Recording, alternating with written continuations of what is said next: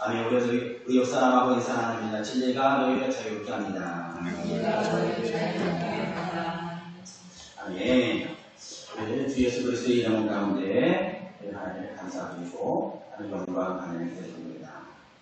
우리가 또한 계속 주감사드리를 맞아야 하나님께 우리가 감사드릴 수 있는 저와 여러분 우리 믿음의 성도들이듯이 주님의 이름으로 간절히 바랍니다.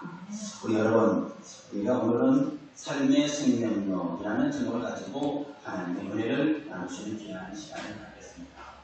우리가 많이 유대인들이 사는 유대인 사이에서 전해져 내려오는 영원 병대 한 가지가 있습니다.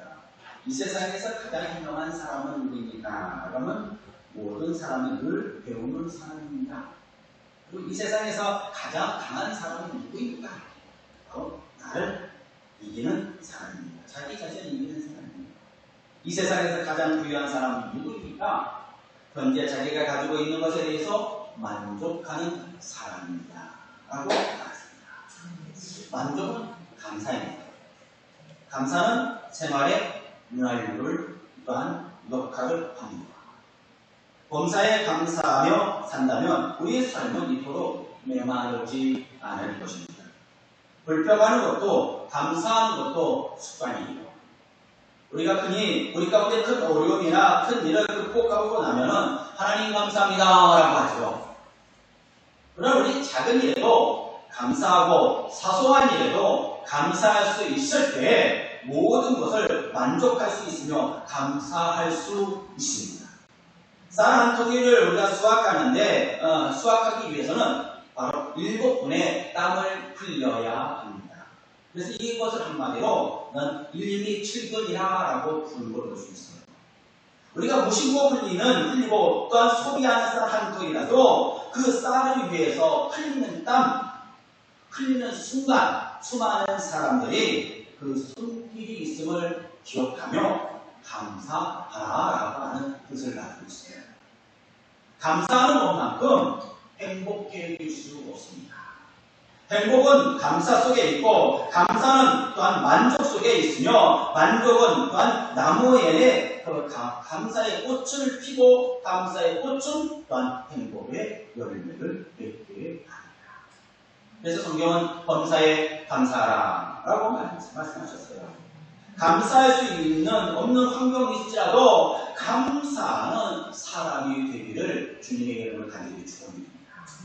주님, 우리 가정을 감사하고 또한 감사에 민감한 가정이 사람이 되게 하여 주소서. 감사하지 않고는 하루도 살 수 없는 사람이 되게 하여 주소서. 말할 수 없는 은사에 의해서 하나님께 우리가 감사하고 우리가 디도서 3장 2절의 말씀에 보니까 아무도 회방하지 말며 다투지 말며 강요하며 범사에 온전함으로 모든 사람에게 나타날 것을 기억하라고 말씀합니다. 사랑하는 성도 여러분, 우리가 감사는 그냥 얻어지는 것이 아닙니다. 날마다 우리가 생활하면서 감사의 생활을 할 때 누리는 축복입니다. 우리 그리스도인의 삶은 또 마찬가지예요. 우리는 범사에 감사하라 라고 말씀하셨죠. 우리가 지난주의 말씀처럼 데살로니가 전서 5장 18절의 말씀을 보니까 범사에 감사하라 이는 예수 그리스도 안에서 너희를 향하신 하나님의 뜻이니라 라고 말씀합니다. 하나님께서 무엇을 주고 받을 때 감사를 하라 라고 표현한 것이 아니에요. 그래서 우리는 범사에 감사하라, 모든 삶에 감사하라 라고 말씀합니다. 범사에 감사하기 위해서는 감사할 수 있도록 시동을 걸어야 돼요. 우리의 삶의 에너지는 어디서 나옵니까? 바로 감사에서입니다. 주님, 우리가 항상 기뻐하라, 쉬지 말고 기도하라, 범사에 감사하라 라고 하셨어요. 여러분의 인생을 살아가면서 처음부터 감사의 생활을 한다면 얼마나 감사하겠어요. 이게 쉽지 않기 때문에 주님께서 범사에 감사하라 라고 말씀해 주셨어요. 이것이 하나님의 뜻이다. 여러분, 기쁨, 기도, 감사, 이것은 서로 부합적입니다. 우리가 하나의 사이클과 같아요. 어디서부터 시작해도 좋아요.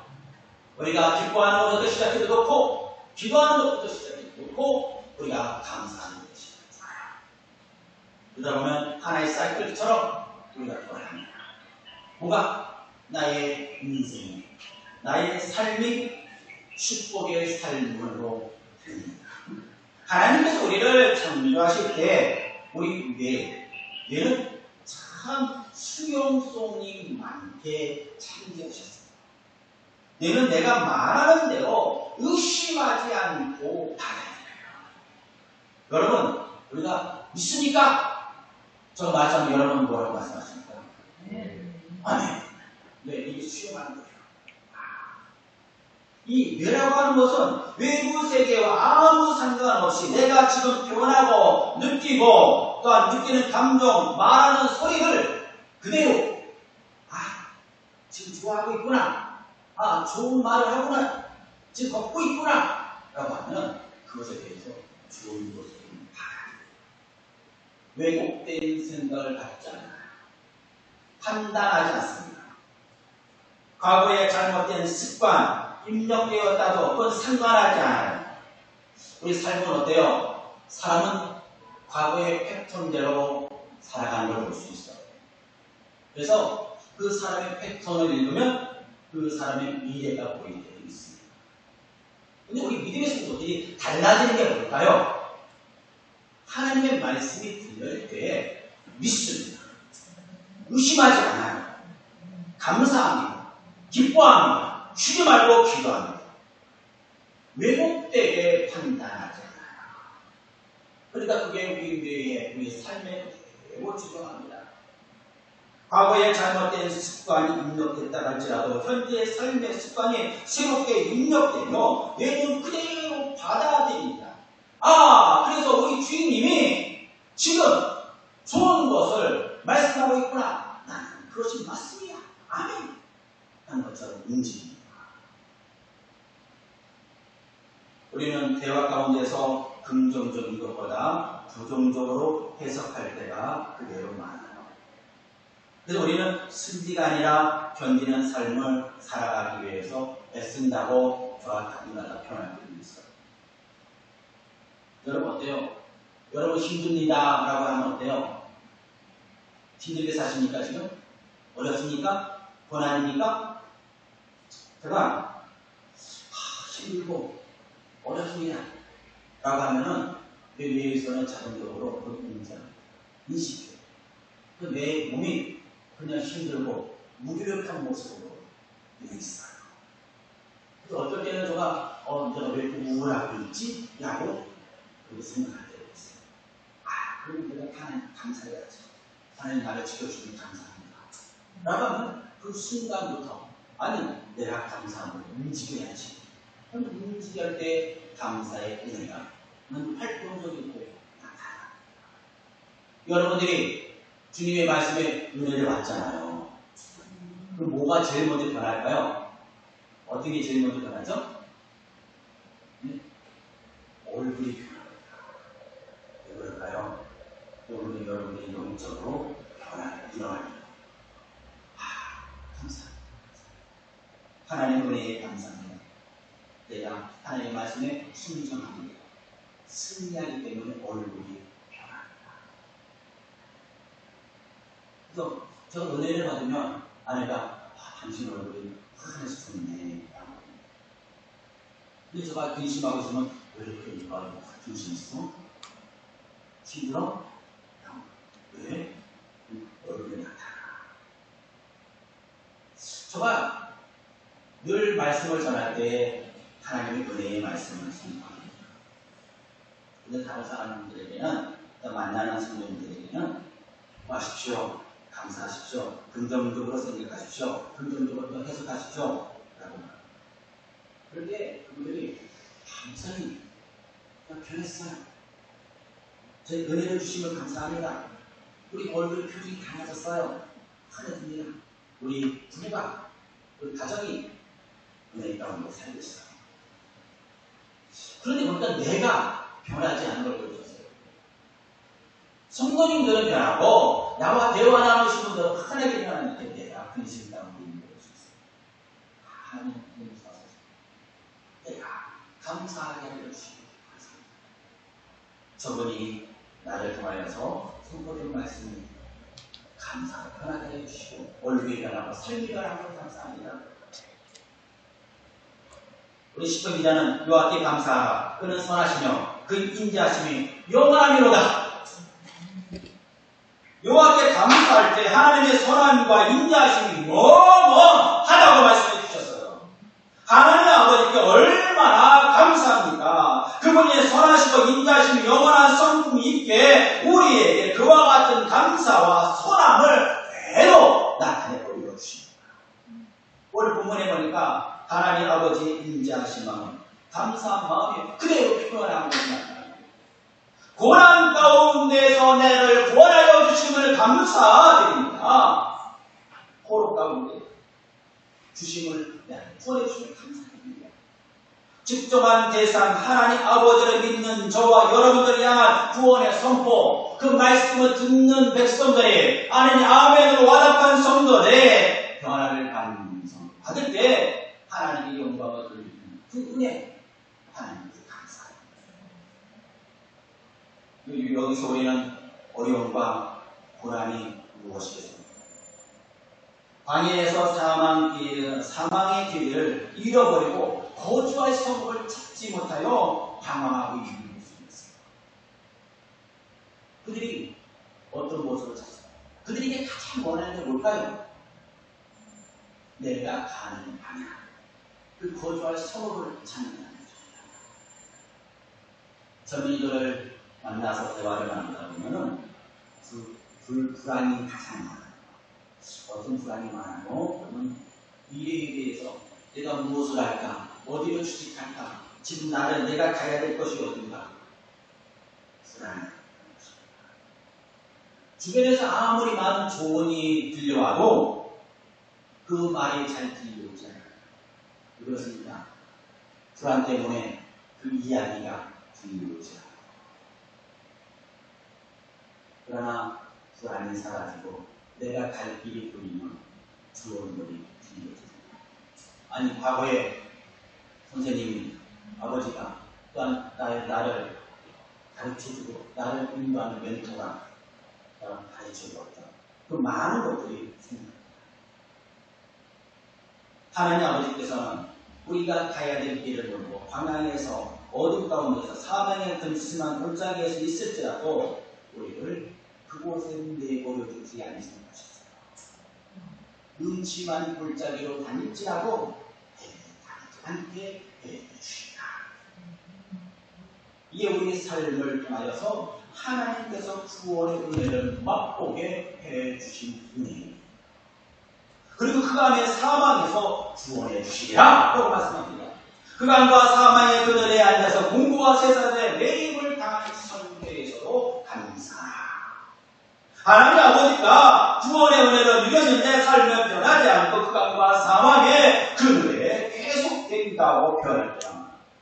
목사님, 내가 우리 신앙생활했는데 지금까지 우리가 신앙생활하는데 이와 같이 어렵고 고난 생활을 고난의 골짜기로 내가 가야 됩니다.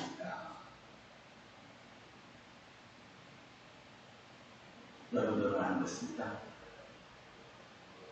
네, 맞아요. 때로는 우리가 그와 같은 고난의 골짜기로 다닙니다.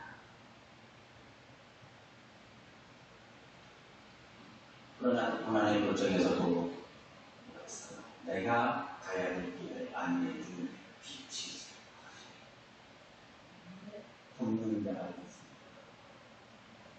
나는 거기서 해결할 방법만 찾다 보니까 다른 것이 보이잖아요. 아브라함이 하나님의 약속의 말씀을 믿고 아무런 소망, 아무런 것은 없지만 소망만을 가지고 살았습니다. 그럴 때는 그는 과감하게 하나님께 인도하시는 곳으로 갔어요. 그런데 소망을 잃어버리자 늘 실망했어요. 자신의 뜻대로 때로는 생활했어요. 그때 하나님께서 아브라함에게 다시 찾아오셨어요. 그리고 그에게 말씀합니다. 창세기 18장 10절의 말씀입니다. 그가 이르되 내년 이맘때 내가 반드시 내게로 돌아오리니 내 안에 살아야 때에 악은 있습니다. 이 말씀은 언약의 시작이었어요. 땅의 언약의 시작이었고 자손에 대한 언약의 시작이었습니다. 사라는 그 이야기를 듣고 어떻게 됐을까요? 웃었어요. 웃었어요. 근데 이 웃음이 어떤 웃음이었을까요? 사실은 믿지 못하겠다는 웃음이었어요. 어떻게 그게 가능합니까? 그냥 웃었어요. 회피였어요. 사실. 방어기제였습니다. 근데 그 웃음이 정말로 기쁨으로 감사로 변화시켜 주셨습니다.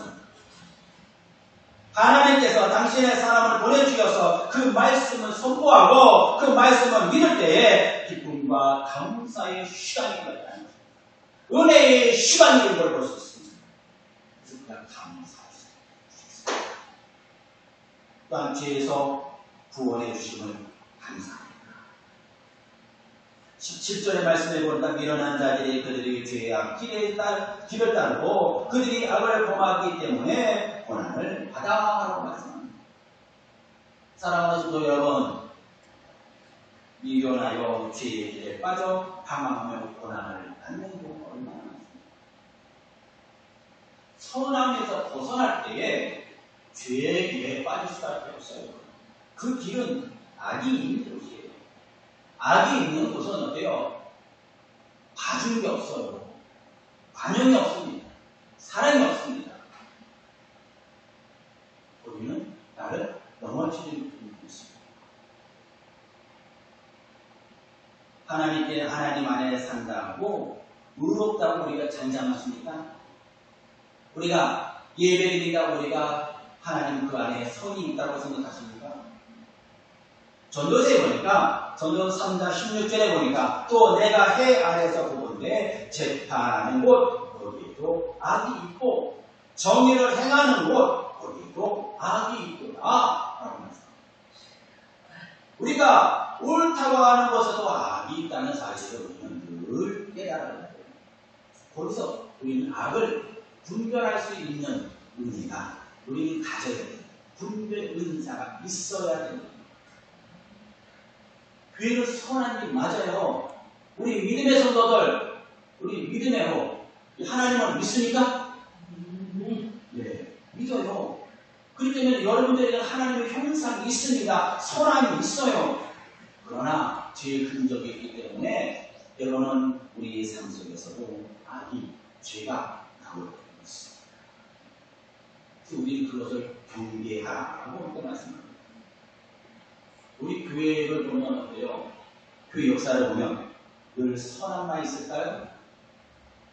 그렇지 않습니다. 예수님의 말씀은 사랑하고 선함이 있었으나 교회는 그렇지 못하고 오히려 악으로 이끌 때도 종종 있었어요. 중세 시대에만 그랬던 것이 아닙니다. 중세 시대에만 악이 있어서 종교개혁이 일어났던 것이 아닙니다. 우리나라에도 우리 초대교회도 이 악이 교회에 들어온 때가 있었어요. 그건 언제일까요? 지금도 그런 모습이 있지만 일제강점기로 들어온 모습이 있어요. 제가 금요일날 말씀을 준비하다 보니까 일제강점기에 우리 교회 역사를 살펴보고 있습니다. 그런데 그 역사에서 우리 교회가 예배를 어떻게 드렸냐면 일부 예배는 신사예요. 일왕의 천왕에게 예배를 드렸어요. 거기에 하나님의 신이 임했다라고 해서 얘기했어요. 이분은 예수님에게 하나님에게 예배를 드렸어요. 교회에서 무엇을 했을까요? 교회에서 무엇을 했습니까? 무상 섬겼어요. 얼마나 안타깝습니까? 이 글을 읽으면서가 얼마나 회개인지 몰라요. 교회가 되지 않으면 용서해 주셨어요. 교회가 성도들이 죄에 빠질 때 그가 그의 말씀을 보내어 그들을 고치시고 위험한 지경에서 건지시는구나 말씀해 주십니다. 즉 예수 그리스도를 보내주셔서 그 지경에서 구원해 주십니다. 그래서 우리가 하나님의 말씀이 들려져서 지금 구원을 누리고 있는 것입니다. 여러분, 이 은혜를 잃어보지 마시기 바랍니다. 이 범사에 우리가 감사할 수 있게 하여 주심을 감사하시고 내 신앙을 지키게 하여 주심을 감사합니다. 그래서 우리는 범사에 감사합니다. 당신이 우리가 믿음의 백성들 여러 시험과 위험, 고난 그리고 어두움에 갇혀 있지만 하나님께서 당신의 백성들을 향한 구원의 선물을 우리에게 주셨습니다. 우리는 하나님 우리에게는 범사에 감사합니다. 모든 것들에서 내가 감사합니다. 그래서 그 가운데서도 또한 우리가 잃어버린 그 길에서도 하나님 감사합니다. 네, 하나님께서 그 가운데서 모든 인도해 주시는 것